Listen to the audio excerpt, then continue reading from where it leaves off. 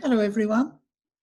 This is my 18th update since the arrival of COVID-19, where I've been talking to you about how New Zealand is handling the progress through the various levels and the impact of our recovery regarding COVID-19.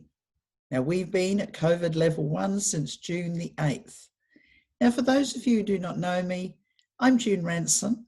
I'm based in the Wellington region, which is the capital of New Zealand, and operate throughout New Zealand with global outreach. I'm a licensed immigration advisor, accredited and licensed by the New Zealand government, specialising in all types of New Zealand immigration apart from refugee law. Now, I'm updating New Zealand employers, migrants in New Zealand, and those who are sadly trapped offshore. Now, with our borders being shut, the biggest issue relating to you folk trapped offshore and for bringing new people into this country relates to the lack of managed quarantine facilities. It's imperative that we are able to protect the people in New Zealand from COVID-19. So having a robust system that is reliable for handling the quarantine requirements is imperative. And there's been lots of discussions going on over the last few weeks with the authorities. Now, the government is exploring ways to handle the demand, and it has been proposed this week that in recovering some of the costs for the managed isolation could well help.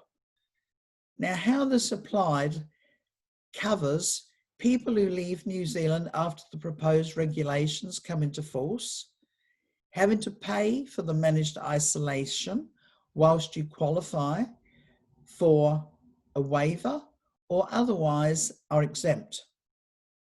New Zealanders are currently overseas who left before the regulations came into force. You won't have to pay if you return and you stay for 90 days or longer. But temporary visa holders who left New Zealand on or before 19 March 2020 and you were ordinarily resident in New Zealand as at 19 March 2020, you will not have to pay unless you are entering under a critical worker exception. New Zealanders, those of you who are currently overseas who left before the regulations came into force, will have to pay if you visit New Zealand for fewer than 90 days. Everyone coming into New Zealand as a critical worker will have to pay. Now, for those people who would be exempt from charges, the list is extensive. So look, please do Google Immigration New Zealand website, COVID-19 updates, Unite Against COVID-19, Managed Isolation and Quarantine.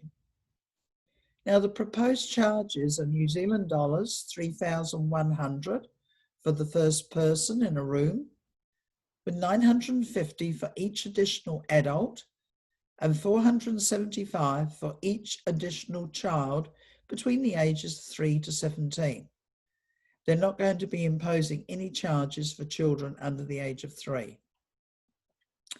The continuing ongoing saga of employers facing when trying to get key skilled people into New Zealand through the other critical pathway.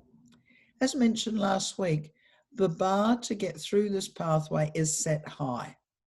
The employer having to gain an approval in principle to get a travel exemption for your proposed employee.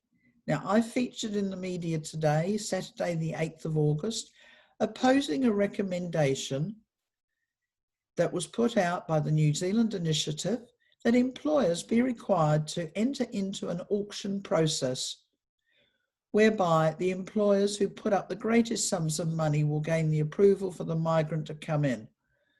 Gee, this is so wrong, as so many employers are small to medium-sized businesses wanting to get skilled people that are not available in New Zealand to help bring new skills, train New Zealand people, and in turn create new job opportunities and increase revenue earnings for the employer in New Zealand. They cannot afford to be in competition with wealthy large companies. What an idiotic idea. Now, the current list for other critical workers is aimed primarily at government projects and with little explanation as to what would be acceptable outside of these projects. I'm actively involved in having this pathway reviewed by government, as it will take a cabinet decision to amend the existing policy, which is creating real issues. Now, investors, entrepreneurs, we have great opportunities and a way to make an impression on the economic recovery of this country. We need you. Let me know how I can help. So we at Woburn International, we're a great team of knowledgeable, skilled people with high values. So talk to us about what you would like to achieve with your immigration needs. We will assess you and your prospects at no charge. Do visit our website or send an email to services@Woburn. So until next week, keep safe and healthy, and thank you for listening.